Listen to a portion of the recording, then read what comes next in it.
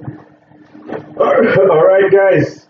If you remember, I talked about the GBP and GbpNzd, right?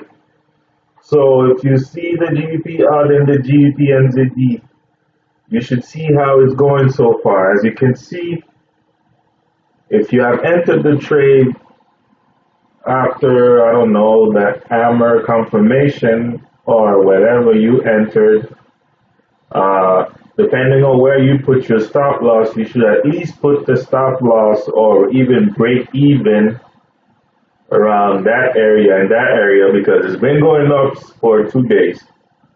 If you were able to enter early, you should be at the break even point, right? Remember when I mentioned if you're a short term trader for the GDP and ZD, probably you should have been taking,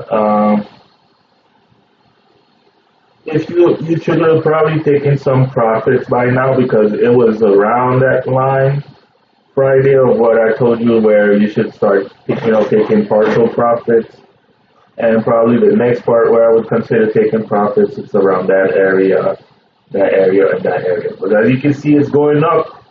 So you should tighten up your stop loss just in case it goes against you. But as you can see, it's going the same, it's going the direction as planned, right?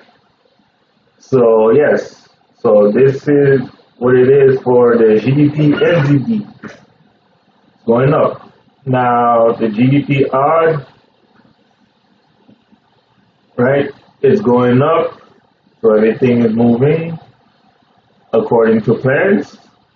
Also, by now, because it's been going up, by the time if you entered 2 days ago or a day ago at least, you should have tightened up your stop loss by now because you want to lower the risk in the market. So you should at least put your stop loss right under there or move it around that area, right? Just in case it decides to retest. But right now it's going up so far. We are close to the first profit point. So for those who like to close positions on Fridays, probably you should have taken some profits or all your profits by now. But the level to take the profits is around that price area, that line, that line, that line, right?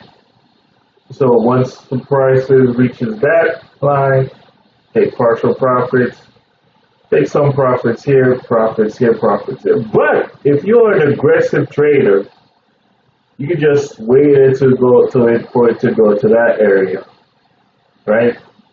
Around that price, and that's where you take all your profits if you're a patient swing position trader, right? Because you can clearly see the hammer,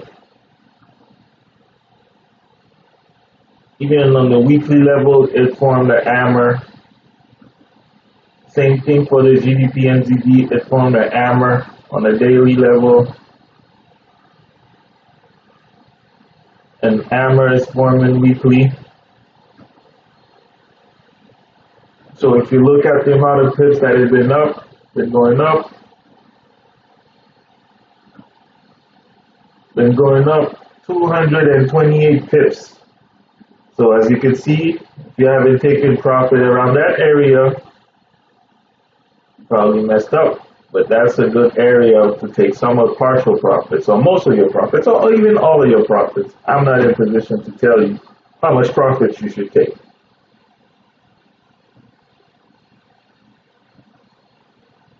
If we look at the GBP odd,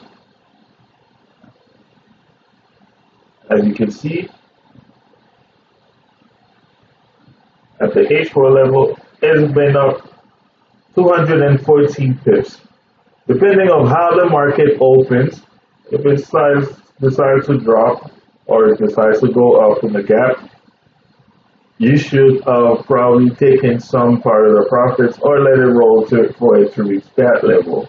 But as you can see, my analysis for those two pairs were right.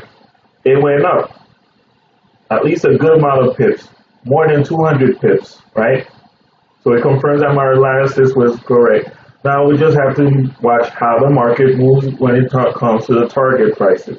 So for most good traders, by now those trades should be considered risk-free trade if you put your stop losses at the break-even point. All right? Thank you. And please don't forget to subscribe to my YouTube channel.